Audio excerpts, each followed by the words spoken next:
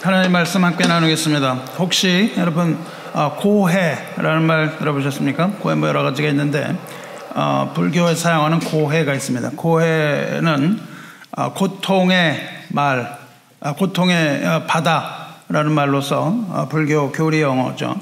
끝도 없이 이어지는 사바세계, 즉 인간 세상을 말하는 겁니다. 우리가 사는 이 세상을 고해라고 말하죠. 번민의 늪이라고도 부르고 슬픔의 강이라고도 부르고 고뇌의 숲이라고도 부르는 괴로움의 바다입니다. 이 불교적인 세계관으로 볼 때 이 세상에 낙은 없습니다. 수심과 눈물로 이루어진 바다일 뿐입니다. 인간 세상에 벌거벗겨진 모습입니다. 이것이 바로 우리가 살고 있는 현실 세계죠. 이처럼 인생은 고통의 연속이라고 붓다는 말하고 있습니다. 그렇다면 고해라는 말을 여러분 아실 텐데 에별리고라는 말 들어보셨나요? 어느 나라 말이에요? 에별리고. 무슨 라틴어 같기도 하고 에별리고는 한자입니다. 붓다가 말했는데요. 붓다가 이 고해, 이 고통의 세상에 8가지 고통이 있다고 얘기했습니다. 이 중생이 겪어야 하는 8가지 고통 중 5번째 고통이 에별리고입니다. 붓다가 말하는 8가지 고통 중에 첫 번째 4가지는 여러분이 뭐 익히 다 알고 있는 겁니다. 즉 생로병사라고 부르죠.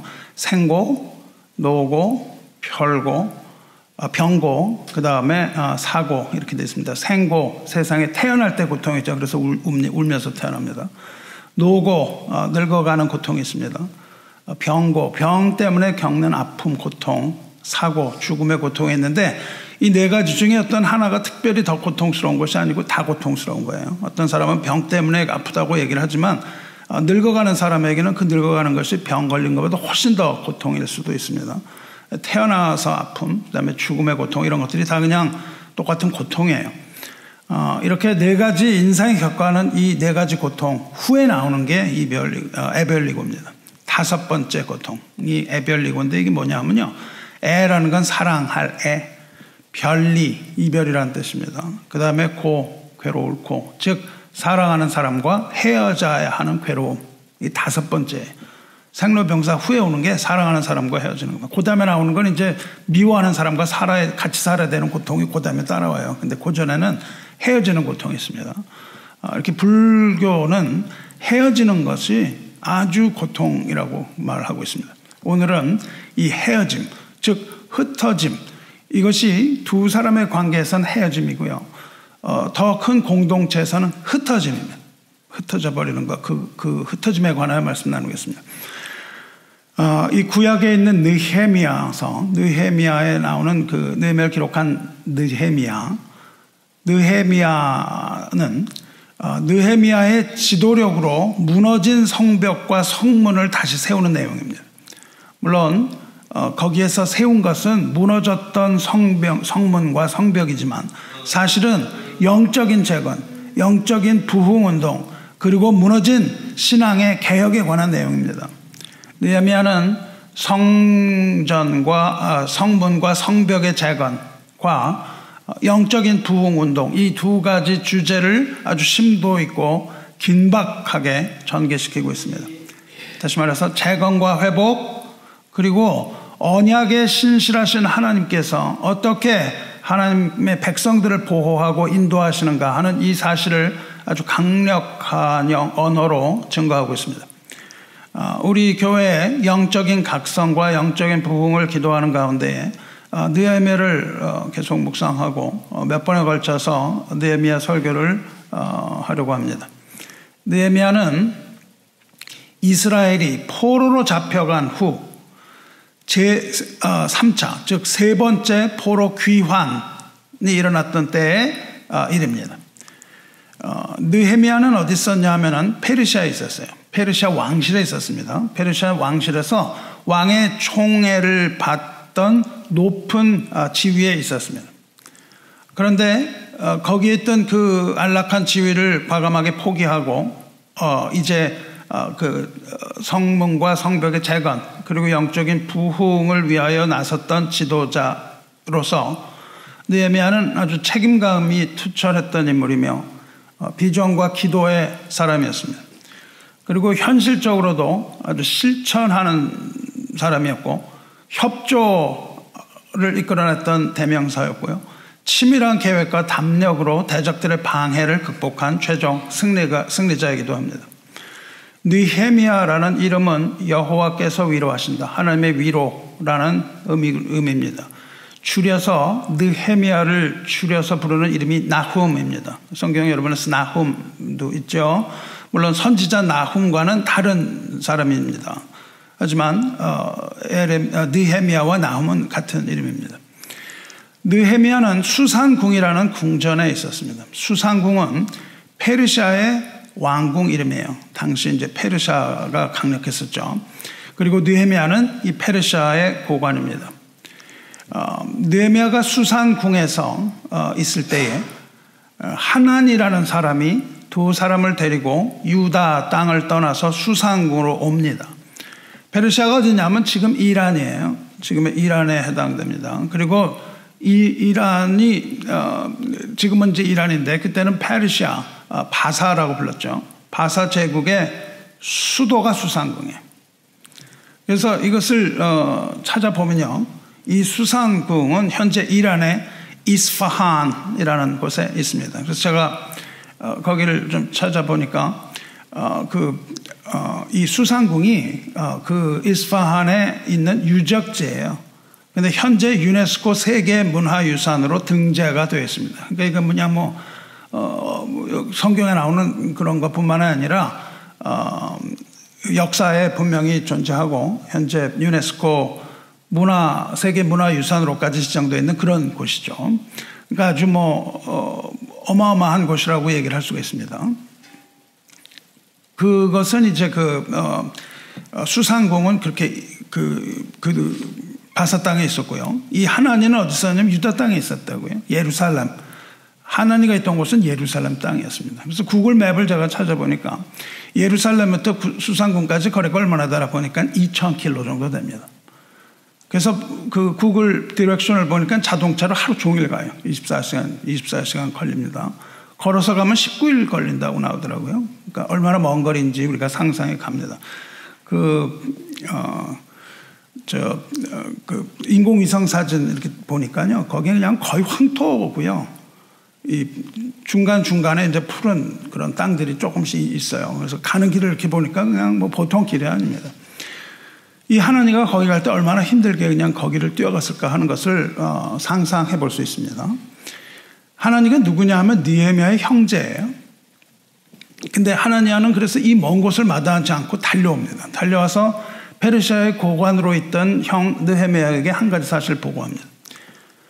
그 전에 예루살렘은 바벨론에 의해서 멸망당했어요. 바벨론은 페르시아보다 좀 가까운 곳에 있는데 바벨론이 와서 예루살렘을 무너뜨리고 포로로 잡아갔었습니다. 그렇게 잡혀갔던 포로들이 이제 풀려났어요. 포로에서 풀려나서 팔레스타인 땅으로 돌아갑니다. 팔레스타인 땅으로 돌아간 백성들이 있었어요.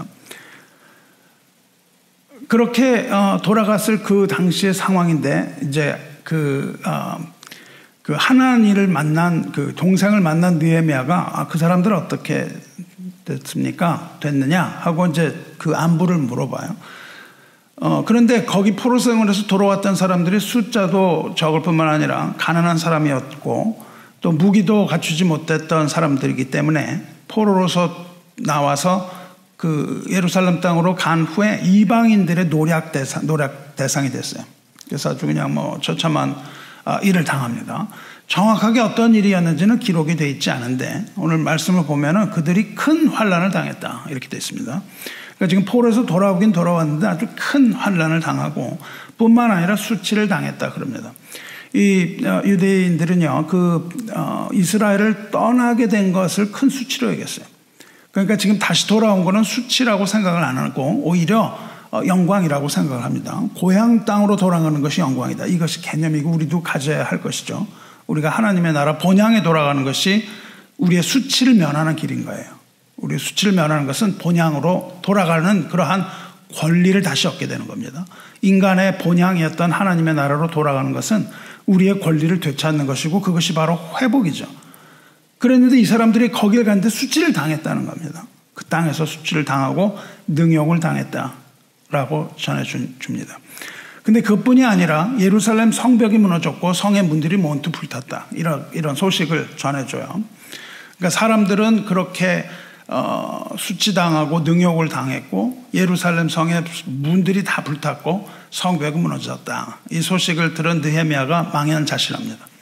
얼이 빠진 사람이 되는 거예요. 그 얘기를 듣고 얼 빠진 사람처럼 슬픔에 쌓입니다. 그래서 주저앉아가지고 울어요. 울고 며칠 동안 슬퍼합니다. 계속 슬퍼하면서 하나님 앞에 금식하고 기도합니다. 이것은 하나님을 향한 하나님의 백성을 둔 하나님을 향한 간절한 기도를 하는 거죠. 5절을 보면요. 하늘의 하나님 여호와여, 여호와 크고 두려우신 하나님이요. 하나님의 이름을 불러요.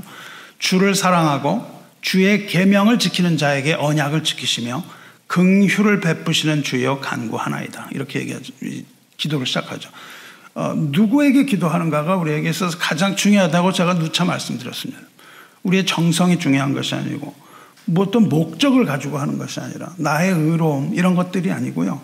우리의 기도에 있어서 가장 중요한 것은 누구에게 기도하는가예요. 누구에게 기도하는가. 그래서 느헤미야는 굉장히 장황하게 하나님이 누구신가를 이야기하죠. 그렇죠? 하늘의 하나님 이렇게 부릅니다. 그리고 여호와 크고 두려우신 하나님, 주를 사랑하고 주의 계명을 지키는 자에게 언약을 지키시며 긍휼을 베푸시는 주여 이렇게 부르고 시작합니다. 그러니까 지금 기도하는 분이 어떤 분이신가를 이야기를 하고 그리고 주여 간구하나이다. 자기의 기도는 짧게 하죠. 간구하나이다. 그러나 그 앞에 들어가는 하나님이 누구신가를 굉장히 장황하게 합니다. 느헤미야는요. 하나님께 어떻게 기도해야 하는지 잘 알고 있었어요. 느헤미야는요. 하나님의 약속을 붙들고 기도하는 거예요. 하나님은 언약의 하나님입니다. 주를 사랑하고 주의 계명을 지키는 자에게 언약을 지키시는 하나님이라고 부릅니다. 주를 사랑하는 자 그리고 계명을 지키는 자에게 언약을 지키신 하나님 이렇게 얘기하는데요. 주를 사랑하고 주의 계명을 지키는 자라고 두 가지로 얘기합니다. 사랑과 계명을 지키는 자 이렇게에게 하나님의 언약을 지키십니다. 이렇게 얘기하잖아요. 근데 주를 사랑하는 자와 그 계명을 지키는 자는 동의어입니다. 본질상 동의어예요. 왜냐하면 계명이라는 것은 하나님의 계명이라는 것은 본질상 하나님을 사랑하려는 계명이기 때문에 그렇습니다. 어떤 서기관이 예수님 앞에 나와서 질문했을 때 계명의 본질에 대하여 설명해 주시지 않았어요? 계명 중에 첫째가 무엇이니까 이렇게 그 서기관이 질문하니까 예수님 뭐라고 그랬어요? 첫째는 이것이니 이스라엘아 들으라. 신명기 6장 4절 말씀하십니다. 주 곧 우리 하나님은 유일한 주시라. 내 마음을 다하고 목숨을 다하고 뜻을 다하고 힘을 다하여 주 너의 하나님을 사랑하라 하신 것이 계명의 첫 번째다. 그리고 두 번째는 이것이니 내 이웃을 내 자신과 같이 사랑하라 하신 것이라. 이보다 더 큰 계명이 없느니라 말씀하세요. 즉 하나님을 사랑하는 것 그리고 형제와 이웃을 우리 자신과 같이 사랑하는 것 이것이 전체 계명이라고 말씀하시는 거예요. 그러니까 계명을 지킨다는 게 뭐예요? 하나님을 사랑하는 것 그것이 곧 계명을 지키는 것이라고요. 그러니까 하나님을 사랑하는 자 곧 계명을 지키는 자는 동의어를 두 번 반복해서 이야기한 겁니다. 그러므로 하나님을 사랑하는 것이 계명을 지키는 것인데 하나님을 사랑하는 자 곧 주님의 계명을 지키는 자에게는 하나님께서 응답을 하신다는 거예요. 하나님이 기도 응답을 하시는 것은 누구에게 응답하시냐면 하나님을 사랑하는 자에게 즉 계명을 지키는 자에게 사랑의 계명을 지키는 자에게 하나님이 응답을 하시고 그 언약을 지키시는 분 아닙니까? 이렇게 하나님한테 하나님을 상기시켜 드린다고요.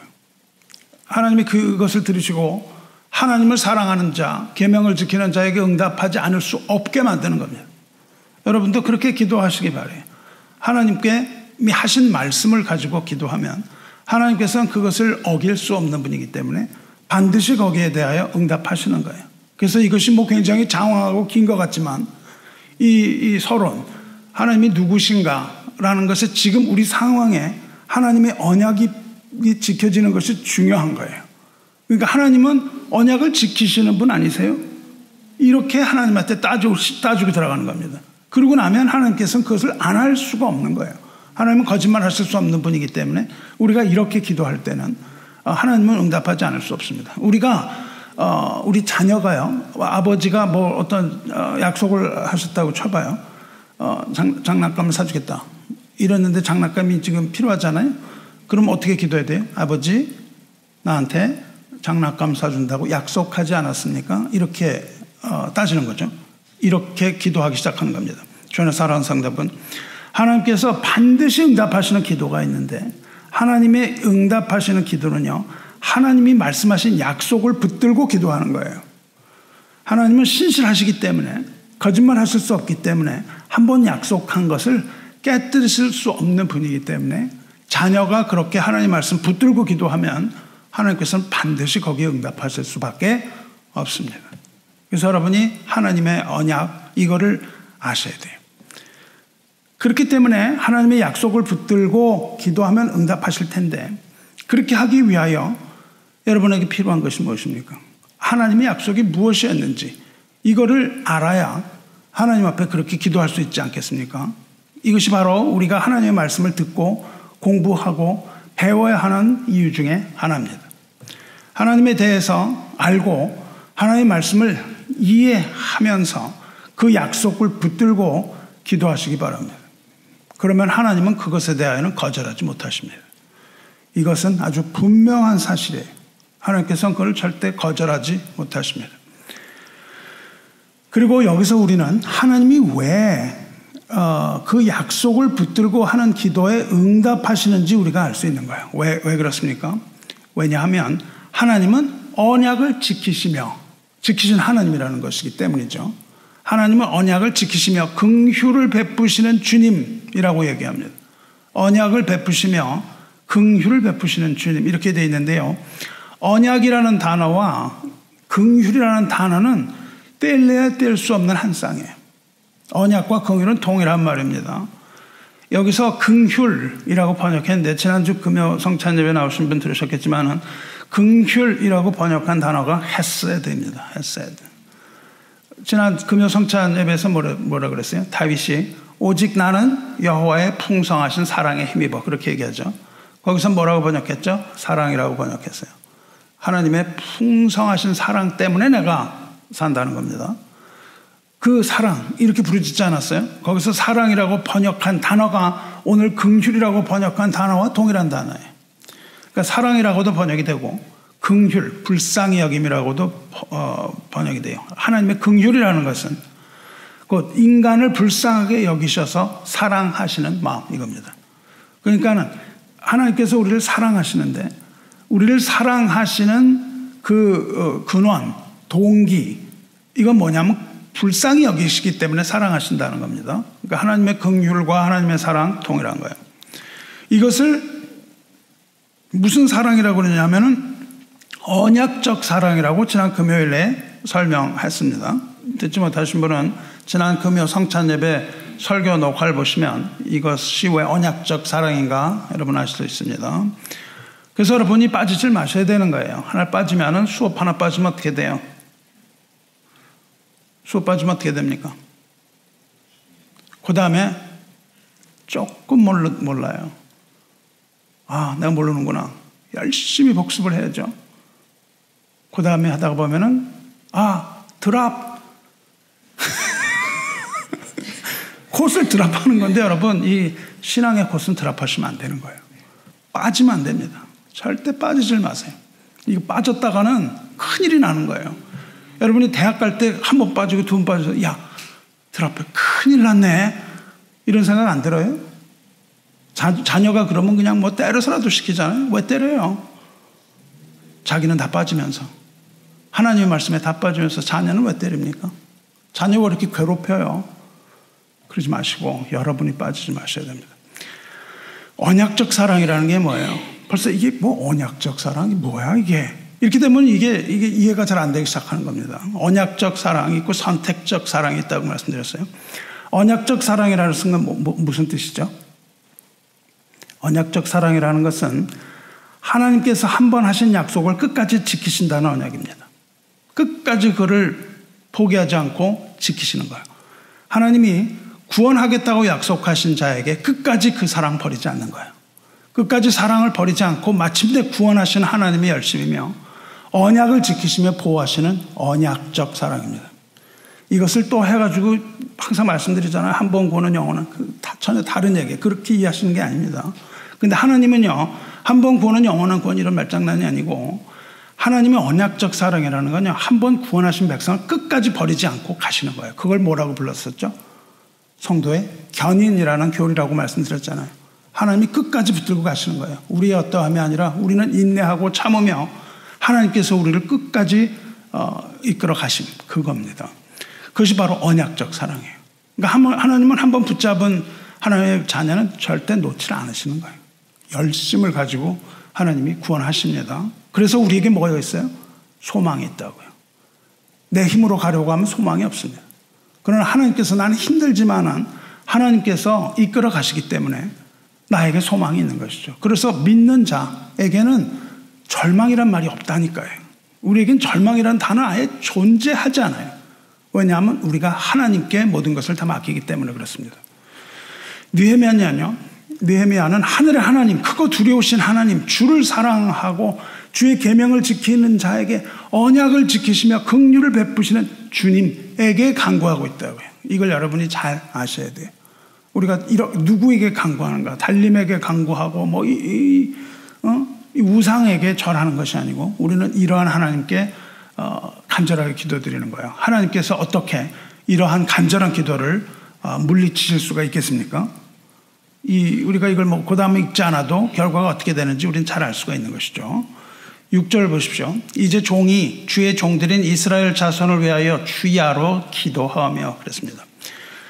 우리말로는 그렇게 번역이 되어 있는데 원어에는 하욤이라는 단어 있는데 그게 뭐냐면 지금이라는 단어가 들어있습니다. 지금. 여기는 주야로인데 지금 주야로 기도하니, 그러니까 밤이나 낮이나 지금, 밤에도 기도하고 낮에도 얘기하고 지금 진행형으로 기도에 전념하고 있다는 겁니다. 이렇게 느헤미야는 이렇게 기도에 입을 때요, 그렇게 땐 느헤미야가 뭘 해주세요 이렇게 얘기를 시작하지 않습니다. 그렇게 시작하는 게 아니라 뭘 얘기합니까? 6절 보시면 우리 이스라엘 자손이 주께 범죄한 죄들을 자복하오니 그래요. 자기 죄를 먼저 내려놓습니다. 주는 귀를 기울이시며 눈을 여시사 종의 기도를 들으시옵소서. 이렇게 먼저 회개의 문을 엽니다. 이스라엘 백성이 하나님 앞에 저질렀던 모든 죄를 다 자복하고 그들을 대신해서 회개하기 시작한다고요. 모든 백성의 죄를 다 몰아서 느헤미야가 함께 회개하기 시작합니다. 느헤미야가 무슨 선지자냐 하면 그렇지 않아요. 그럼에도 불구하고 느헤미야는 모든 형제들 위하여 기도하는데 그들의 죄까지도 회개합니다. 주를 향하여 크게 악을 행하여 주께서 주의 종 모세에게 명령하신 계명과 율례와 규례를 지키지 아니하였나이다. 지킨 게 하나도 없어요. 계명도 안 지켰고 율례도 지키지 않았고 규례도 지키지 않았고 삼중적으로 지킨 게 하나도 없다는 겁니다. 계명이라는 것은 무엇입니까? 언약 백성이 지켜야 하는 10계명에 해당합니다. 율례는 뭐예요? 어기면 안 되는 불교의 율법의 규범들입니다. 규례는 선악을 분별하는 기준이에요. 그러니까 이스라엘은 이 모든 계명과 율례와 규례를 지키지 않았다 이렇게 고백하고 대신 회개합니다. 이스라엘은 하나님의 계명을 지키지도 않았고 아울러 하나님을 사랑하지도 않았다는 거예요.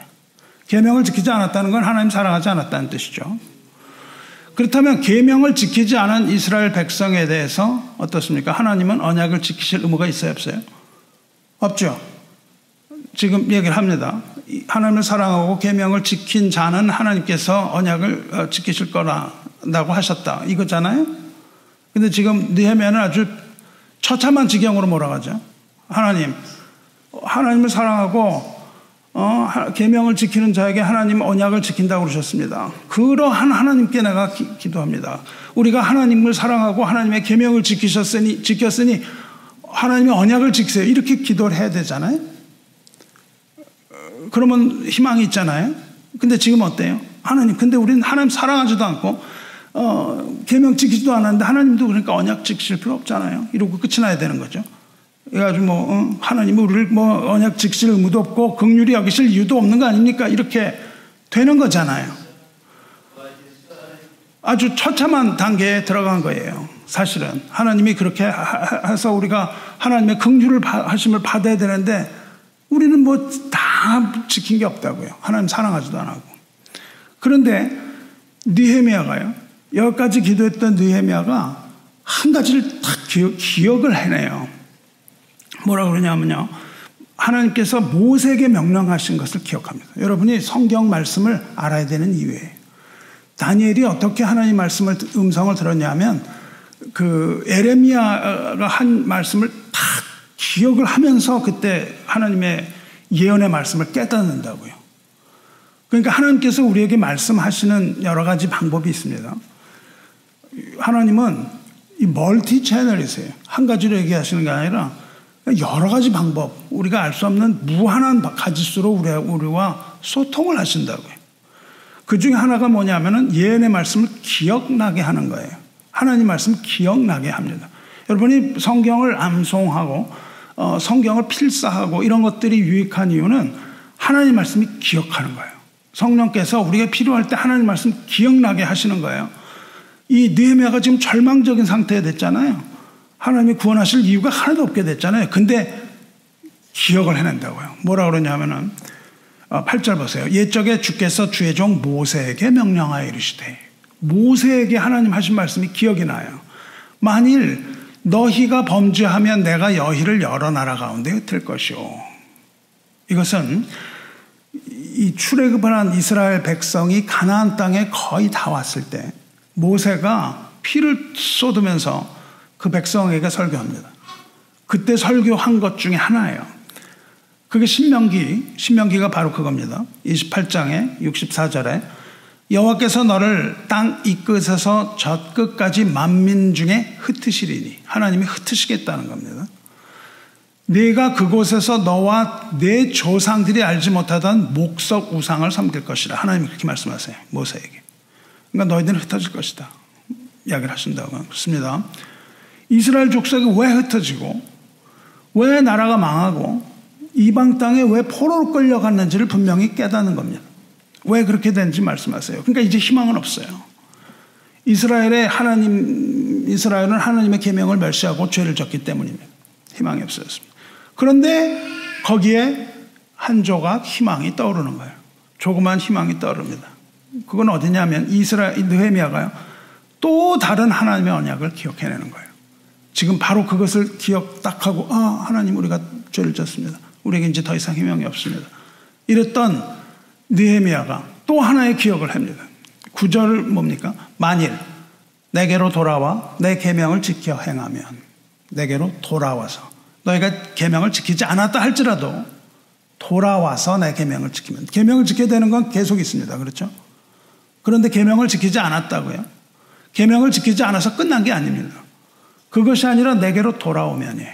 내게 돌아와 계명을 지키면, 그 다음에 뭐라고 되냐면 너희 쫓긴 자가, 흩어졌던 자들이 하늘 끝에 있을지라도, 하늘 끝에 있다는 건 뭐예요?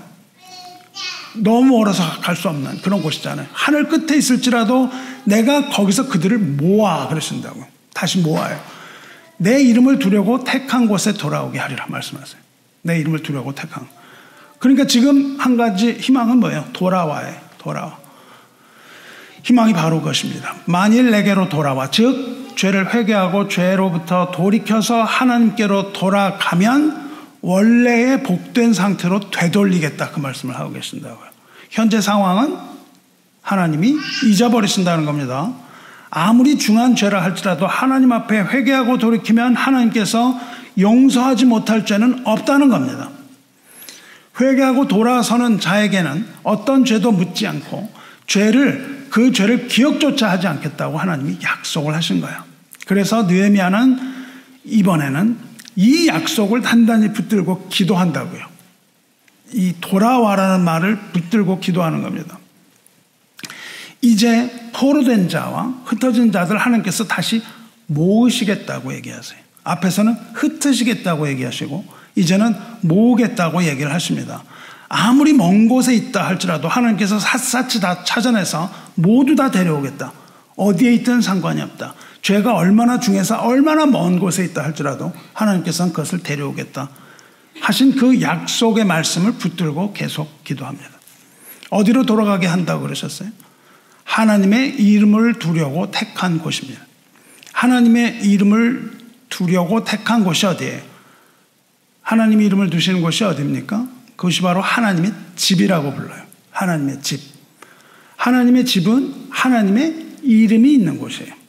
하나님의 이름이, 하나님의 문패가 붙어 있는 거죠. 말하자면 하나님의 집입니다. 하나님의 집이 어디예요?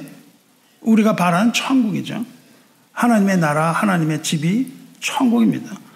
하나님을 믿으니 또 나를 믿으라. 아버지의 집에 거할 곳이 많도다. 이 아버지의 집이 뭐예요? 이름을 두기 위하여 아버지의 집이에요. 그것이 바로 천국입니다. 그래서 지금 흩어져서 죽고 그랬거든요.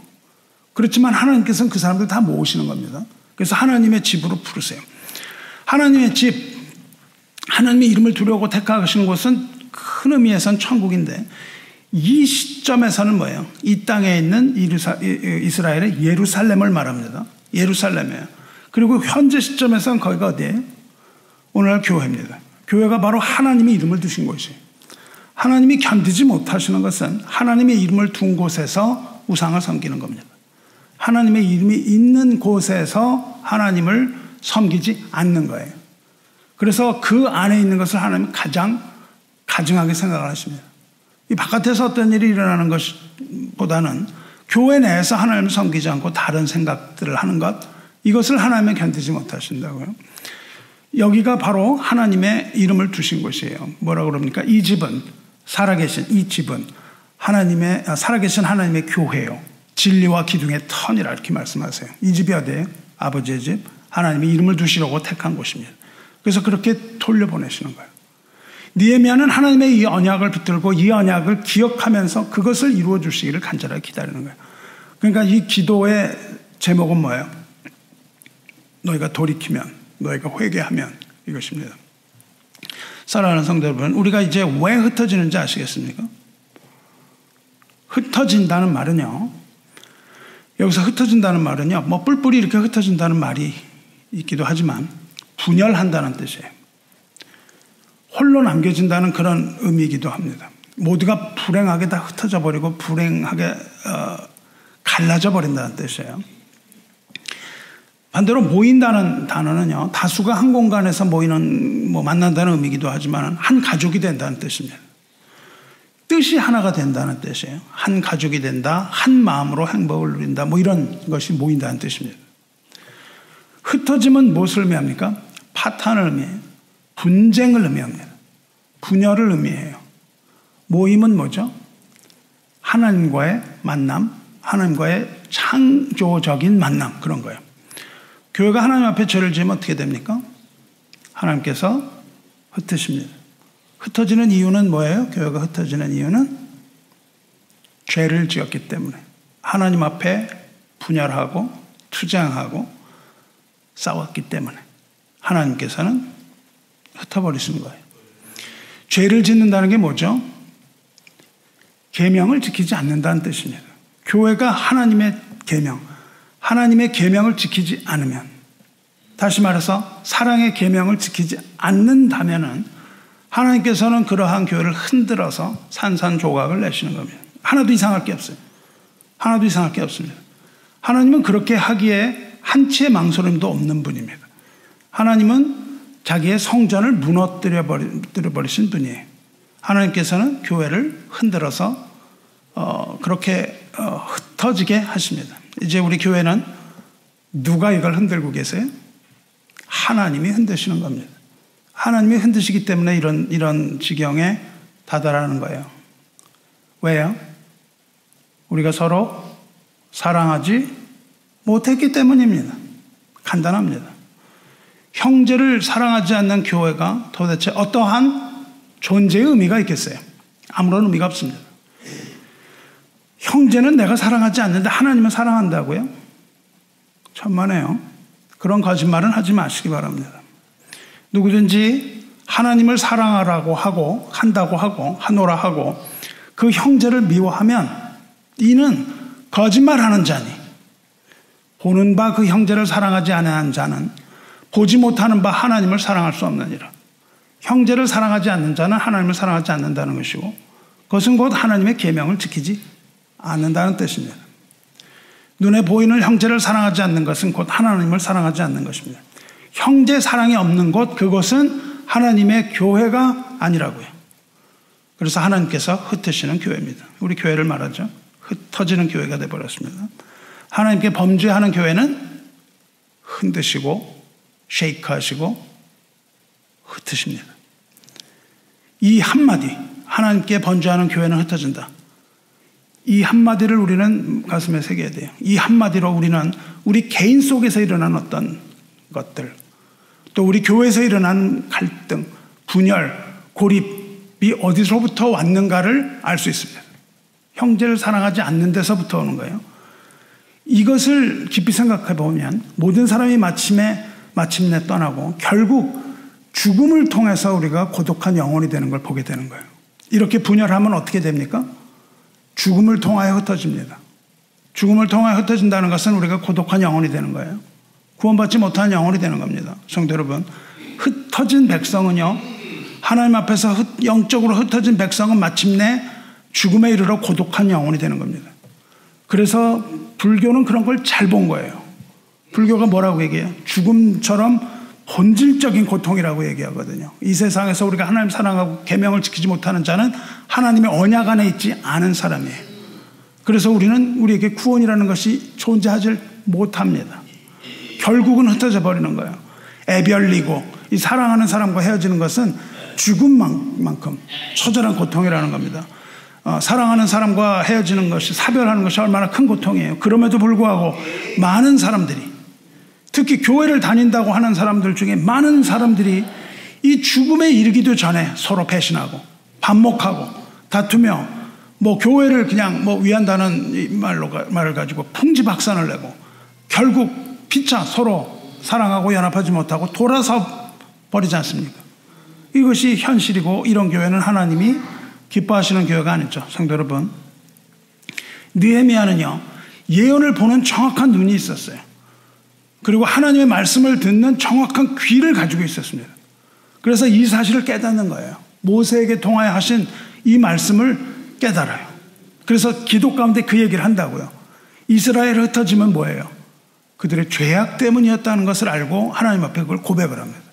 하나님이 흔드실 때요, 우리가 뭘 해서 이렇게 우리의 오름을 나타내는 것이 아니라 뭘 해야 돼요? 하나님 앞에 엎드려서 회개해야 됩니다. 무엇을 잘못했는지 깨달아야 돼요. 이것을 간파하고 이것을 하나님 앞에 내려놓고 느헤미야가 기도하고 있다고요. 교회가 서로 배신하고 반목하고 싸우는 일, 이 자체가 바로 하나님 앞에 치명적인 범죄입니다. 죽음에 이르는 범죄예요. 성도 여러분, 바벨탑 사건 아시죠? 신할 평지에서 바벨탑을 쌓았던 사건 기억하시죠? 그들이 바벨탑을 쌓다가 어떻게 됐습니까? 하나님 앞에 죄를 짓다가 언어가 혼잡하게 되고 모조리 흩어져 버립니다.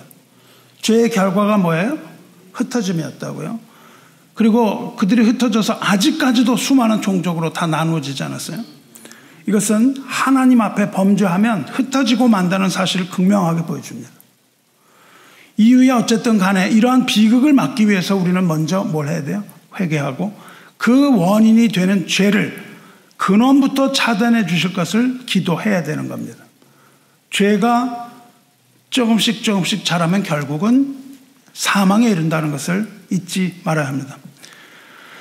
이 대목에서 느헤미야는 모세를 통해서 하신 말씀 기억해냈다고 했습니다. 너희가 만일 돌아와서 내 계명을 지키면 너희가 하늘 끝에 있어도 내가 모아드릴 것이다, 이 말씀을 하셨어요. 계명을 지켜 행한다는 건 결국 무슨 말이에요? 서로 사랑하는 거라고 말씀드리지 않았습니까?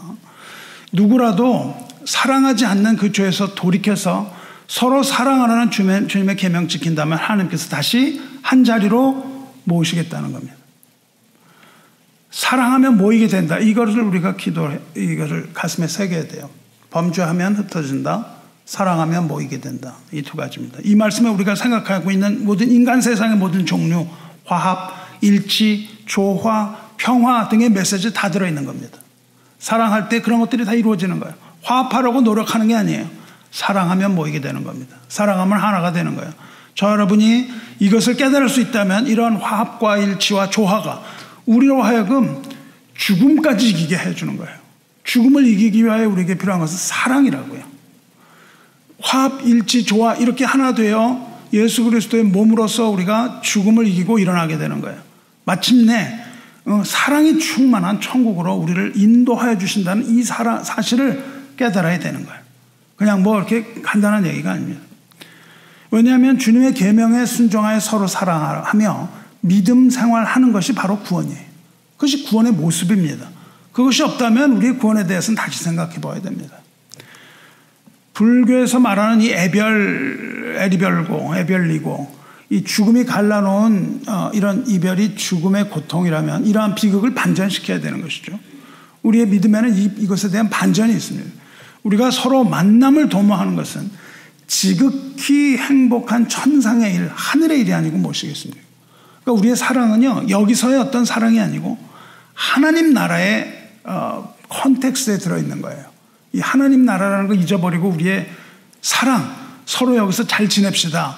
이게 아니라고요. 이것은 하나님의 나라로 연결되는 아주 중요한 통로입니다.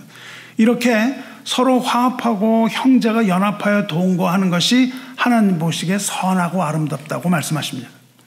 그럼에도 불구하고 우리가 모이게 힘쓰지 않고 흩어질 일만 골라서 하고 있으니 안타깝기 그지없는 거예요.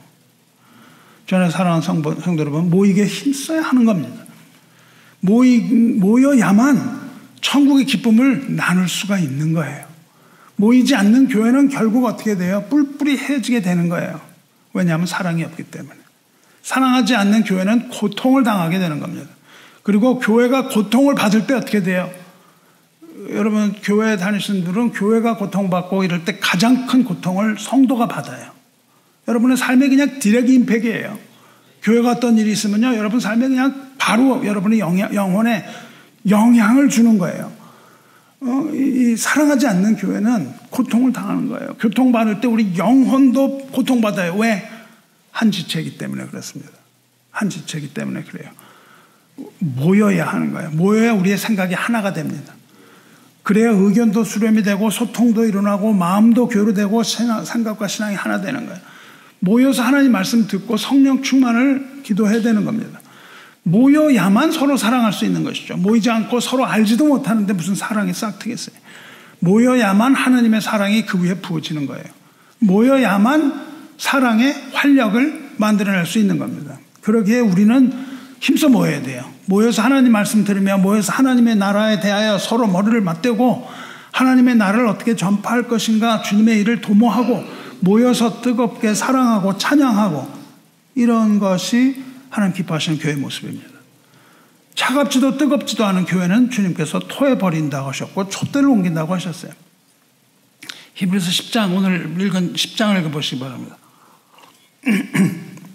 히브리서 10장이 둘로 나눠지는데 앞부분은 예수님께서 어떻게 우리를 구속하셨는가, 어떤 희생의 피로, 어떠한 희생의 피로 제사를 드리셨는가 이런 것들을 설명합니다. 그러니까 앞부분은 확실한 복음의 선포이고 논증이에요. 그리고 19절부터 이어지는 것은 성도의 삶에 관한 이야기입니다. 구원받은 성도의 삶에 대한 교훈이고 권면이에요. 다시 말하면 예수 그리스도의 교회, 예수 공동체가 어떻게 살아야 하는가에 대한 말씀이에요. 19절 보세요. 그러므로 형제들아, 형제라고 부르죠. 그러므로 예수께서 그렇게 대제사장으로 제사를 드리셨으므로 형제들아 이제 어떻게 해야 하겠는가 그 말이에요. 예수께서 우리를 위하여 그렇게 피 흘리셨으므로 이제는 어떻게 해야 되겠는가. 그러므로 형제들아 우리가 예수의 피를 힘입어 성소에 들어갈 담력을 얻었나니 그 길은 우리를 위하여 휘장 가운데 열어놓으신 새로운 살 길이요 휘장은 곧 그의 육체니라. 예수님께서 십자가에 죽으실 때 어떤 일이 났어요? 성전의 휘장이 위로부터 아래까지 찢어져 버렸습니다. 성전의 휘장은 무엇이에요? 인간과 하나님 사이를 가로막던 휘장입니다. 하나님을께로 나가지 못하게 했던 거예요. 휘장에 막혀서 들어가지 못하던 인간이 이제 찢어진 휘장 가운데로 들어가서 하나님 만날 수 있게 됐다는 거예요. 예수님께서 우리를 위하여 죽으셨기 때문에 이제 하나님을 우리가 만날 수 있다는 거예요. 우리가 죄로 더럽혀졌지만 예수 그리스도의 보혈을 믿으면, 이제 돌이켜서 예수 그리스도의 보혈을 피를 믿으면 거룩하신 하나님 앞에 서도 죽지 않는다는 뜻입니다. 그 믿음이 있다면 두려움이 아니라 담대함으로 하나님 앞에 나갈 수 있다는 거예요. 찢어진 그 휘장을 통해서요. 그렇게 찢어진 휘장이 뭐예요? 예수님의 육체라고 말씀하셨습니다. 주님께서 십자가에서 자기 육체를 찢으셨기 때문에 이제 하나님 계신 곳에 우리로 하여금 하나님 계신 곳에 거리낌 없이 나갈 수 있도록 길을 열어주셨다는 거예요. 휘장을 찢으셔서 길을 만드셨다고요. 그러니까 예수님의 찢어진 육체가 길이라는 거예요. 그 길은 우리를 위하여 휘장 가운데로 열어놓으신 새로운 살길이라 그래요. 휘장은 곧 그의 육체나 열린 그 길이 바로 새로운 살길, 즉 뭐예요? 생명의 길이라고 말씀하시고, 찢어진 휘장은 주님의 육체라고 말해요. 다시 말하면 우리는 찢어진 주님의 육체를 통해서 하나님의 나라, 즉 생명으로 나갈 수 있다는 겁니다. 그래서 주님께서는 뭐라고 하셨어요? 내가 길이요 진리요 생명이라 말씀하셨어요. 좁은 문으로 들어가라. 거기는 가는 길이 좁고 협착하여 가는 이가 적고, 좁은 문이 뭐예요? 좁은 문은 무엇을 말합니까? 예수님을 말하는 거예요. 예수님을 통해야만 생명으로 들어갑니다. 그리고 그 열린 문은 뭡니까? 찢어진 휘장이라고요. 그렇죠? 그러니까 우리는 예수님을 통해서만, 그 찢어진 육체를 통해서만 생명으로 들어가는 거예요. 주님이 바로 생명으로 가는 참된 길이며 생명으로 들어가는 문이에요. 주님만이 우리에게 생명을 주실 수 있는 유일한 분이라는 거예요. 그래서 우리는 예수를 믿고 생명으로 나아가시기를 주님의 이름으로 축원합니다. 자, 이제 우리는 담대하게 하나님 앞에 나갈 수 있는 새로운 존재가 됐다고요. 누구든지 그리스도 안에 있으면 새로운 피조물이라. 새로운 존재가 됐어요.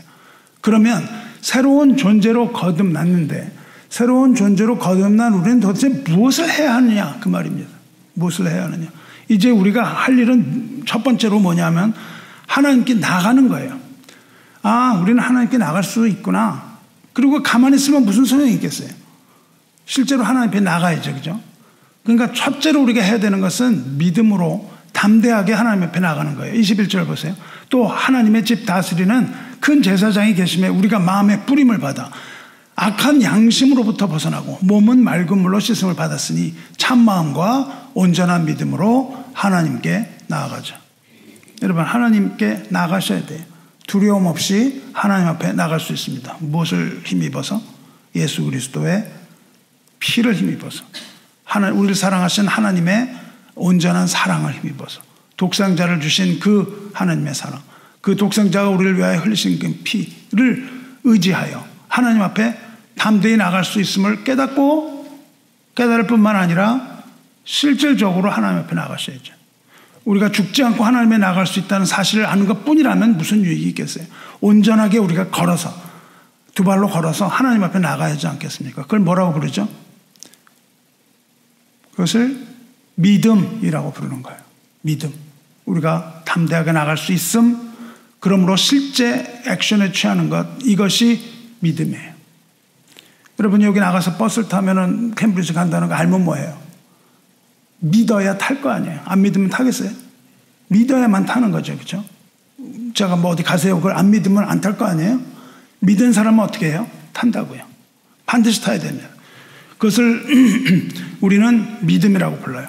행함이 없는 믿음은 어떤 믿음이라고 그랬어요? 죽은 믿음이라고 그랬어요. 그러니까 안다는 것은 아무 소용이 없습니다. 실제로 순종하여서 행하는 것만이 참된 믿음이에요. 믿음으로 담대하게 하나님 앞에 나가시기를 축원합니다. 믿음으로 하나님 앞에 나가는 것이 첫 번째 할 일이고요. 두 번째는 그 다음에 하는 게 뭐예요? 다시 말씀드릴게요. 믿음으로 하나님 앞에 나가요. 그 다음에 하는 것이 뭐예요? 그 다음에 뭐냐면요, 믿음을 가졌으면요 소망을 갖는 거예요. 23절 보세요. 또 약속하신 이는 미쁘시니 우리가 믿는 도리에 소망을 움직이지 말며 굳게 잡고예요. 그렇죠? 믿음으로 하나님 앞에 나갔는데 소망이 없어요? 여러분이 믿음으로 왔는데 여전히 소망이 없습니까? 그럼 안 되는 것이죠. 하나님 앞에 나왔다면 뭐가 있어요? 소망이 생겨야 되는 것이죠. 우리가 소망이 있어야 됩니다. 여기서 우리가 믿는 도리가 뭐예요? 십자가의 도죠. 십자가의 도. 이제 우리가 나갈 수 있게 됐다는 십자가를 믿는 믿음이 우리에게 무엇을 가져다 줘요? 소망을 가져다 준다고요. 여러분, 우리에게 믿음이 없으면 무엇밖에 없습니까? 절망밖에 없다고요. 왜 사람들이 극단적 선택을 하죠? 극단적 선택하는 이유가 여러 가지 있겠지만 내일이 없기 때문입니다. 내일에 대한 희망이 없어요. 내일에 대한 희망이 없기 때문이 아닙니까? 내일에 대한 희망, 즉 소망을 갖기 위하여 우리에게 필요한 것이 뭡니까? 믿음이에요. 내일에 대한 소망, 이것이 믿음이에요. 믿음이 없이는 소망도 없습니다. 믿음이 만들어내는 것이 소망이에요. 그런데 그 소망을 가질 수 있는 근거가 나에게 있지 않다고요. 우리에게 있지 않아요. 우리가 소망을 가질 수 있는 근거가 하나님께 있다는 겁니다.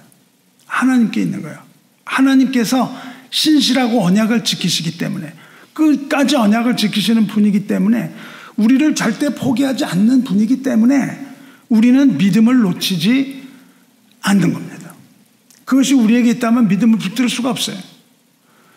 그렇기 때문에 하나님에게 그것이 있기 때문에 우리는 소망을 움직이지 않고 굳게 잡을 수 있는 거예요. 우리는 소망을 그냥 잡으면 되는 거예요.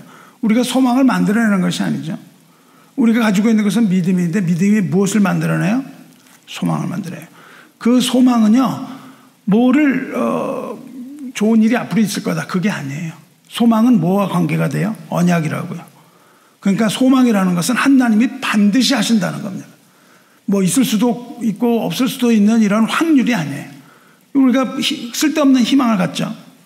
확률에 기대서 오늘은 나쁜 일이 있었지만 내일은 좋은 일, 이거는 아닙니다. 소망이라는 건 뭐하고 관계가 있어요? 언약. 하나님이 반드시 이루실 일, 그래서 소망이에요. 절망 없습니다. 자, 이렇게 믿음으로 하나님께 나아가고 믿음으로 믿는 도리에 소망을 굳게 잡은 후에 뭐가 기다리고 있어요? 뭐 답이 다 나와 있죠, 그죠? 그렇습니다. 우리를 기다리는 게 뭐죠? 바로 사랑이 아니겠습니까? 23절 보세요. 서로 돌아보아 사랑과 선행을 격려하며. 이게 세 번째입니다. 믿음과 소망까지는 다분히 개인적인 것들이에요. 믿음. 우리가 어떤 자녀와 부모 사이, 이런 사랑하는 사이라 할지라도 아무리 가까운 사람이라도 우리가 대신 믿어줄 수 없습니다. 믿음은 내 개인의 몫이에요. 자녀를 위해서 부모가 믿어줄 수 없는 노릇 아니겠어요? 하지만 여기서부터, 즉 사랑은 공동체적인 거예요. 혼자서 믿고 혼자서 소망을 가질 수는 있지만 혼자서 사랑할 수는 없잖아요. 사랑이라는 것은 반드시 공동체적인 사랑, 서로 사랑함이라고요. 서로 돌아보아 사랑과 선행을 격려하며. 사랑과 선행이 어떻게 다를까요? 선행은 사랑을 겉으로 드러내는 행동이에요. 액션이라고요. 사랑의 액션이 선행입니다. 사랑을 표현하는 행위라고요. 사랑한다고 말만 하는 것은 위선 아니겠습니까? 역시 행함이 없는 사랑은 죽은 사랑이라는 겁니다. 서로 사랑함은 이 시련 가운데 있는 공동체 이론의 삶 속에서 아주 절박하고 중요한 거예요. 흔들릴 때 가장 중요한 것은 사랑입니다. 성도 간의 격려와 돌아봄이야말로 서로가 용기를 잃지 않게 하고 소망을 굳게 지켜서 구원의 확신 가운데 살게 하며 교제와 격려와 확신을 북돋우는 유일한 통로입니다. 서로 돌아보아 사랑과 선행을 격려하며. 뭐라 그랬어요? 모이기를 패하는 어떤 사람들의 습관과 같이 하지 말고 오직 권하여 그날이 가까움을 볼수록 더욱 그리하자. 성도 여러분, 우리 믿음의 공동체에 있어서 이것보다 중요한 것은 없습니다. 학교 생활에서 뭐가 제일 중요해요? 출석이 제일 중요합니다. 그렇죠? 그래서 개근상. 그래서 앞으로 교회에서 우리가 개근상을 좀 만들어야 되겠다는 생각도 해보게 만듭니다. 출석이 제일 중요해요. 공부 잘하는 사람이 중요합니까? 출석하는 사람이 제일 중요합니다. 교회 기본 생활은 출석이에요. 모이지 않는 교회는 더 이상 교회 아니라고 해도 상관이 없습니다. 교회는 수양을 쌓는 곳이 아니에요. 교회는 그리스도의 거룩한 사랑 공동체입니다. 초대교회 유다인들은요, 회당에서만 모인 게 아니에요. 회당 외에서 집에서건 어딘가 틈만 나면 모였어요. 그 얘기를 하고 있습니다. 모여서 하나님 말씀 들었습니다. 계속해서 말씀 들었어요. 우리나라에서 부흥이 일어날 때 어땠는지 아세요? 우리나라에서 부흥이 일어날 때 모였습니다. 당시에 뭐 줌도 없었고 뭐 코로나도 없었죠. 모였습니다. 아침에 모이고 점심에 모이고 저녁에 모이고 매일 모였어요. 모여서 예배 드리고 찬양하고 기도했습니다. 말씀을 듣고 밥 먹고 또 모였어요. 또 찬양하고 또 말씀 들었어요. 밤새도록 그냥 철야로 들었습니다. 어린아이가 있다고요? 업고 왔습니다. 업고 와서 마룻바닥에 엎드려갖고 기도했습니다. 우리 그때는 꿇어 엎드려서 기도하던 그런 교회들도 많이 있었습니다. 어린아이는요, 교회에서 살아야 돼요. 현대교회가 어떻게 합니까? 어린아이를 그냥 집에다가만 놔두고, 교회는 교회, 집은 집, 이러니까 아이가 성장할 수가 없습니다. 아이가 교회 와서 그냥 살아야 돼요. 울어도 좋아요. 그냥 모여야 되는 거예요. 모여야 돼요. 시끄러우면 무슨 상관이 있어요? 아무 상관이 없습니다. 어른들하고 부대끼고 아이들끼리 좀 부딪히고 이래야 이게 살아야 이것이 신앙이 되지 않겠습니까? 교회가 아버지의 집이라고 그러면서 무슨 아버지의 집이라고 얘기를 하십니까? 아버지의 집이 아니라 아저씨 집이죠. 뭐 아저씨 집에 어쩌다 한번 가는 거 아니에요. 아버지 집은 사는 데가 아버지 집입니다. 여러분 아이들을 그렇게 키우시기 바라요. 여기서 교회에서 그냥 살게 하세요. 교회도 그렇게 언제나 열려 있습니다. 그때는요, 설교가요 6시간 8시간 했습니다. 한 번 모이면 3시간이에요. 최소한. 그때 그렇게 설교하지 못한 목사는 강대상에 설 자격이 없어요. 끌어내렸습니다. 뭐 할 말이 그렇게 없어? 지금 어때요? 지루하죠? 졸리죠? 갈급함이 없습니다. 모이기에 힘쓰지 않는 거 아니에요. 뭐라고 그러냐면요, 저한테 프로페셔널이 되라고 얘기합니다. 설교자에게 전문가가 되라는 거예요. 목사가 설교하는 프로입니까? 프로답게 시간 딱 지키라고 그러고 말이죠. 그게 페어 플레이래요. 한국에서는 무슨 그 다음 2부 예배 있으니까는 주차하던 사람들 다 나가야 되는데 나갈 시간 천천히 주는 게 사랑이랍니다. 급히 나가다가는 그냥 사고가 나니까는 천천히 나가게 하래요. 이게 무슨 하나님의 말씀이 상업화된 거죠. 말씀에 갈급하지 않은 신앙생활 여러분 버리시기 바라요. 이 현실주의 이거는 여러분에게 유익을 주지 못합니다. 일단 나갈 생각부터 하고 있는데 말씀이 받아들여지겠습니까? 모이기를 패하는 어떤 사람들의 습관이라고 그랬어요. 습관적으로 그러고 있다고요. 계속 그 얘기를 하는 거예요. 예배는 물론 예배 외의 모든 모임을 다 기피하고 패하는 것. 물론 참석 못하는 경우도 많이 있습니다만 그런 것들을 무슨 정죄하라는 게 아니에요. 이것은 뭐냐면 습관이라는 거예요. 습관적 예배에 빠져 있다는 거예요. 그냥 습관적으로 하는 거예요. 나와도 그만, 안 나와도 그만이에요. 뭐 이렇게 중요해요. 여러분 아이가 학원에 가는데 안 나가고 2번 안 나가고 3번 안 나가고 내버려 두세요? 왜 그렇게 대치동에서는 무슨 대치동이라고 그러나 거기 같은 그 학원가 거기에 나가는 건 그렇게 중요한데 교회 나가는 건 그렇게 안 중요해요. 습관적이고 적당한 미지근한 태도를 말하는 겁니다. 지금 히브리서의 권면은 본 예배만 얘기하는 게 아닙니다. 본 예배에 참석했다고 나는 신앙생활 다 했다. 이게 뭐예요? 그렇지 않습니다. 특별한 다른 모임을 말하고 있는 거예요. 뭐 수요 예배, 주간 성경 공부, 친교 모임, 성찬 예배, 뭐 이런 거 다 하는 거예요. 여러분의 신앙은요 금방 드러나요. 목사가 남의 신앙을 판단하는 건 아니지만 신앙이 딱 보이죠. 얼마나 많은 시간을 교회에서 보내고 있는가 이걸 보면 압니다. 금방 나타납니다. 저더러 뭐 정죄한다 그러지 마세요. 정죄하는 건 아닙니다. 판단의 기준이 돼요. 그렇지 않습니까? 마음이 있는 곳에 여러분 있잖아요. 마음이 있는 곳에 가는 겁니다. 마음이 있는 곳에서 여러분 시간 보내지 않겠어요? 모든 형사에 불참한다는 건 뭐예요? 더 중요한 게 많다는 겁니다. 이게 더 중요한 거 훨씬 많아요. 갈급함이 없다는 반전이에요. 반증입니다. 이러한 신앙 하나님 기뻐하시겠습니까? 하나님 잠깐만요. 제가 이거 다 하고 갈게요. 이거 끝나고 갈게요. 하나님은 세컨 티어예요. 세컨 클래스예요, 저한테. 제가 중요한 건 돈입니다. 이거잖아요. 나의 삶입니다. 이게 더 중요해요? 하나님과 만몬을 겸하여 섬길 수 없다고 하셨는데 그게 더 중요하다면 하나님께서 기뻐하시겠어요? 그냥 마당만 밟고 가는 겁니다. 주일마다 와서 도장 한번 찍고 가는 거. 그 마음은 점점 갈급해집니다. 하나님의 자녀라면요, 마음이 갈급해져요. 모임을 폐하는 교회는 모임의 협동적인 생활과 소통 차단하는 겁니다. 결국 서로가 위로와 격려받고 소통하며 사랑 실천할 수 있는 기회 자체를 상실하는 거예요. 결국 신앙에서 조금씩 떨어져 가기 십상입니다. 저는 사랑하는 성도 여러분, 모이기를 폐하는 어떤 사람들의 습관과 같이 하지 말고, 습관적인 것이 문제인 거죠. 오직 권하여 그날이 가까움을 볼수록 더욱 그리하자. 그런 습관적 예배를 타파하고 서로 권하시기 바래요. 그래서 서로 힘을 더해야 되는 거예요. 그걸 위로라고 부릅니다. 권한다는 건 encourage, 위로하는 거예요. 그날이 가까움을 볼수록, 그날이 어디예요? 그날은 물론 주님 재림하시는 날입니다. 주님께서 재림하시는 그날 어디로 나타난다고 하셨어요? 모인 백성들에게 나타난다고 하셨어요. 모여있는 곳에 나타나세요. 그러므로 마지막이 가까울수록 서로 모여야 하는 이유입니다.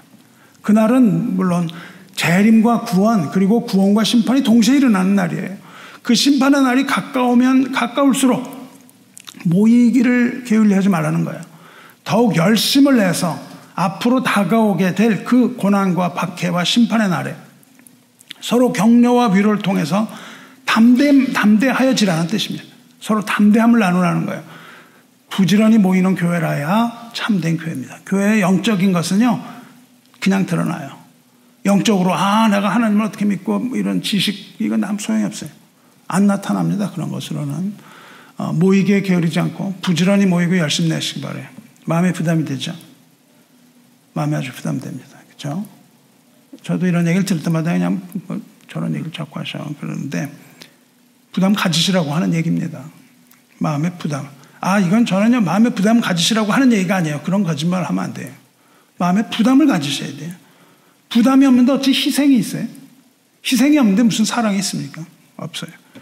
희생이 없는데 무슨 어떻게 모일 수 있어요? 아닙니다. 여러분 모이기 위해서 희생해야 돼요. 여러분은 어떤 것을 희생해야만 합니다. 희생하지 않으면 안 돼요. 이것을 희생해야 저것을 얻는 거예요. 만몬을 희생해야 하나님 사랑해요. 돈을 사랑함이 일만하게 뿌리예요. 돈을 사랑하지 않아야 하나님 사랑한다고 얘기했습니다. 이런 희생이 없이 어찌 모일 수 있겠어요? 중요한 게 뭔가를 생각해 봐야 합니다. 나에게 중요한 것이 무엇이요? 세상이 더 중요해. 그럼 그렇게 하세요. 그냥 하면 돼요. 그런 사람을, 나오세요. 이렇게 설득하는 거 아닙니다. 그냥 선포할 뿐이에요. 하나님의 말씀은 그것입니다. 선포할 뿐입니다. 설득해서 나올 사람들도 아니고요. 선포하는 거예요. 누구의 유익을 위하여? 여러분의 유익을 위하여. 정리해 볼게요. 그리스도의 구원받은 성도가 어떻게 해야 된다고 얘기했어요. 첫 번째, 참 마음과 온전한 믿음으로 하나님 앞에 나아가라. 이겁니다. 하나님 앞에 나아가셔야 돼요. 둘째는 뭐예요? 믿는 도리의 소망을 움직이지 말고 굳게 잡으라. 세 번째는 뭐예요? 서로 돌아보아 사랑과 선행을 격려하며 그날이 가까울수록 모이게 힘쓰라. 세 가지죠.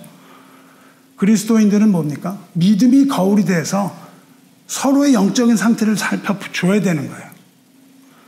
사랑과 선행은 새로운 생명의 길을 체험한 자에게만 나타나는 외적인 증거입니다. 사랑하라 사랑하라 아무리 외쳐도 소용이 없어요. 아무도 안 나타납니다. 누구에게만 나타나요? 새로운 생명의 길을 체험한 사람, 거듭난 하나님의 자녀에게만 나타나는 현상입니다. 사랑이 없으면 하나님의 자녀가 아닐 수도 있는 거예요. 우리가 사랑은 옵션이 아닙니다. 증거예요. 사랑은 부담이 아니라 증거입니다. 우리에게 그런 증거가 있나요? 여러분이 구원받았는지 안 받았는지 판단해 보시기 바라요. 사랑과 선행에 힘쓰고 있는 자신을 발견한다면, 성령이 충만하여 사랑하지 않고는 너무너무 괴로워지는 이런 거를 여러분이 체험하신다면 여러분은 분명하게 새로운 생명의 길을 체험한 자입니다. 그렇지 않다면 한번 의심해 봐야 됩니다. 내가 사랑하지도 않고 아무렇지도 않은데 그냥 그래? 습관적으로? 모이지 않아도 그냥 그래? 습관적으로? 이건 우리 다시 돌아봐야 돼요. 모이게 힘쓴다는 건 그냥 단순히 모이는 게 아니에요. 모이게 힘쓴다는 건 뭡니까? 모여서 세상 이야기 하자는 게 아닙니다. 진정한 공동체로서 함께 운명을 짊어져야 할 그리스도의 몸인 운명 공동체로서 하나로 뜨겁게 묶여야만 하는 일이에요. 현대인은요, 완전히 깨진 세상에 삽니다. 타락한 세상에 살아요. 교회는 어땠습니까? 교회도 무너졌어요. 교회도 깨졌습니다. 우리는 이런 깨진 시대에, 깨진 세계 속에서 살면서 서로 찢으며 서로 찢기기도 하고 서로 분열되어 가지 않습니까? 이러한 세대에 성도는 어떻게 살아야 돼요? 무엇보다도 예수 그리스도 안에서 참된 정체성을 발견해야 돼요. 참된 나, 참 자아를 발견하고 사랑과 겸손의 띠로 우리가 묶여서 하나 되는 삶을 살아야만 성도라고 칭함을 받음에 있어서 하나님 앞에 부끄럼 없는 그런 삶이 아니겠습니까? 그 히브리서가 기록된 당시에 많은 교인들이요, 믿음과 소망을 잃어버렸어요. 사랑도 잃어버렸죠. 그래서 교회를 떠납니다. 교회를 떠나는 이탈자가 무지무지하게 많이 나와서 이 히브리서에서 그걸 쓰는 거예요. 배교에 관한 이야기로 하는 겁니다. 하나님을 떠나는 것, 배교에 관한. 뭐가 없어서? 믿음이 없어서, 소망이 없어서, 사랑이 없어서 하나님을 떠났다고요. 이 배교와 핍박은 교인들의 믿음을 교란시켰습니다. 모이기를 패하는 모습으로 나타났어요. 너무너무 괴로우니까, 이 세상에서 너무너무 괴로우니까 믿진 않아요. 그리고는 교회가 와야 되기 시작한 겁니다. 히브리서 기자는 이러한 사랑 속에서 너희가 그리스도의 피의 대속을 알면서도 모이기를 패하느냐 부르짖는 거예요. 너희가 예수 그리스도의 피를 믿느냐, 그러면서도 모이기를 패하고 교회를 떠나는가. 이러면서 무서운 경고와 힐책으로 이어집니다. 우리가 진리를 아는 지식을 받은 후 짐짓 죄를 범한 즉 다시 속죄하는 제사가 없고 오직 무서운 마음으로 심판을 기다리는 것과 대적하는 자를 태울 맹렬한 불만이 있으리라. 이게 쫙 이어지거든요. 사랑도 여러분, 장작이 있는데 이 장작을 폭에서 쌓아놓으면요, 장작의 불은 잘 꺼지질 않습니다. 그렇게 붙은 불은 활활 잘 타요. 근데 불이 막 붙어 있는데 이 장작을 막 떼어놔 보세요. 그러면 어떻게 됩니까? 얼마가 지나지 않으면 불이 꺼지고 연기만, 그냥 시꺼먼 연기만 피어오르는 거예요. 교회가 이렇게 분열하면 성령의 불이 아니라요, 그냥 시꺼먼 연기로 변하고 마는 겁니다. 성도의 신앙 원리가 이래요. 은혜 받은 성도는 모든 모임에 잘 참석하게 되어 있습니다. 은혜의 증거예요. 하지만 모임에 나가기 싫어지고 게을러진다면 여러분 영적 전쟁에, 영적 건강에 노란불이 켜진 거예요. 금방 판단할 수 있습니다. 이미 병들어 있는지도 몰라요. 어떤 사람은요, 교회 집회 나가는 것보다 무슨 기도원이나 이런 거 기울여요. 요즘은 뭐냐면 유튜브, 이런 건 건강하지 못한 겁니다. 유튜브 복음이 얼마나 많이 설치는지, 유튜브 듣고 유튜브 복음을 못 믿지 마세요. 아무 의미가 없습니다. 여러분이 유튜브를 뭐 1000시간을 받건 10,000시간을 받건 아무 소용없는 거예요. 전혀 소용없는 일입니다. 모이지는 않고 근본도 없는 사람들이 근거 없이 하는 말 아무리 들어도 스스로 그걸 보고 위로하면 안 됩니다. 나는 이런 걸 합니다. 목사님, 저는 교회 안 나가지만 유튜브를 많이 보고 있어요. 걱정하지 마세요. 천만의 말씀. 아주 건강하지 않은 약을 그냥 계속 먹는 거예요. 그런 약, 유튜브 복음, 이런 것들 여러분이 하고 만족해서는 안 되는 겁니다. 홍수 가운데 마실 물이 없는 거예요. 다 진흙탕물이 되는 겁니다. 홍수 가운데 먹고 이런 오염된 유튜브, 오염된 것에서 빠져나와서 참되고 아름다운 모임을 사모하시기 바라요. 성도는요, 하나님의 은혜를 사모하는 마음으로 집회에 참석해야 돼요. 은혜를 사모해야 돼요. 그리고 그 은혜를 성도들과 나눠야 돼요. 그래야만 성령의 충만함을 경험할 수가 있습니다. 오순절에 성도가 모두 모였을 때 성령 충만함을 경험했어요. 오순절 날이 이름에 그들이 다 같이 한 곳에 모였더니 호련히 하늘로부터 급하고 강한 바람 소리가 있어 그들이 앉은 온 집에 가득하며, 모여있을 때 일어난다고요. 성도의 모인 곳에 성령이 임하셨습니다. 그래서 우리는 모이기를 패하는 어떤 사람들의 습관과 같이 하지 말고 오직 권하여 그날이 가까움을 볼수록 그리하여야 합니다. 믿음으로 받아들이고 이렇게 하시기를 축원합니다. 말씀 맺겠습니다. 여러분 중에 구원 받았다고 확신합니까? 여러분 오늘 구원을 받았다 이렇게 확신하시는 분이 있습니까?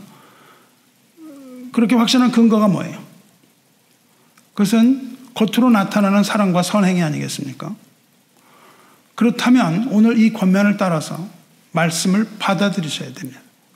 그리고 구원받은 성도로서의 참된 모습을 회복하고 주님과의 첫사랑을 회복하시기 바라요. 이와 같이 하여 날마다 능력 있고 성장하는 믿음과 소망 소유하고 그 안에 모여서 서로 사랑하시기를 축원합니다.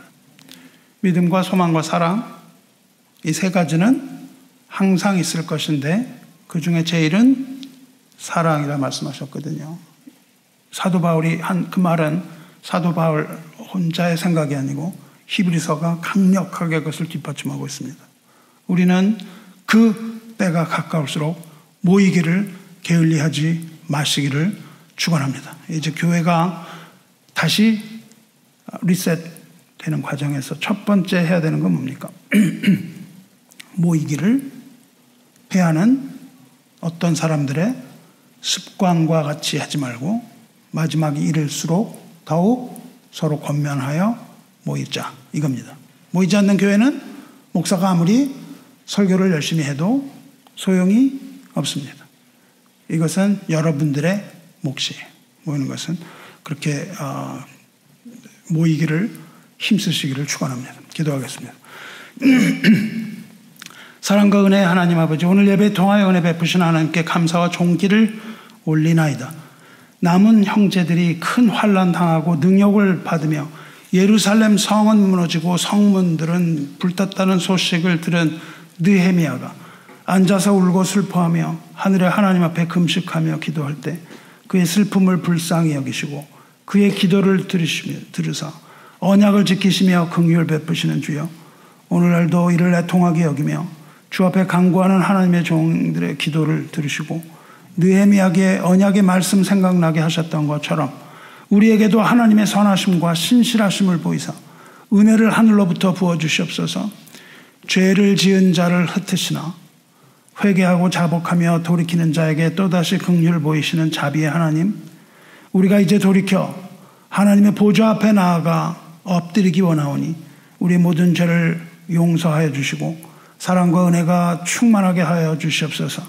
이제는 우리는 모이기를 패하는 사람들의 습관과 같은 그런 습관적 예배가 아니고 그날이 올수록 서로 권면하여 하나님의 교회를 세워가는데 힘다하기 원하오니 우리의 모든 간구를 들어주셔서 주님 다시 나타나시는 그날, 이 땅에 하나님의 심판대가 서는 그날 우리가 부끄러움 당하지 않도록 지금 이 시간 서로 뜨겁게 사랑함으로써 주님의 계명을 온전히 지키는 공동체 되게 하여 주시옵소서.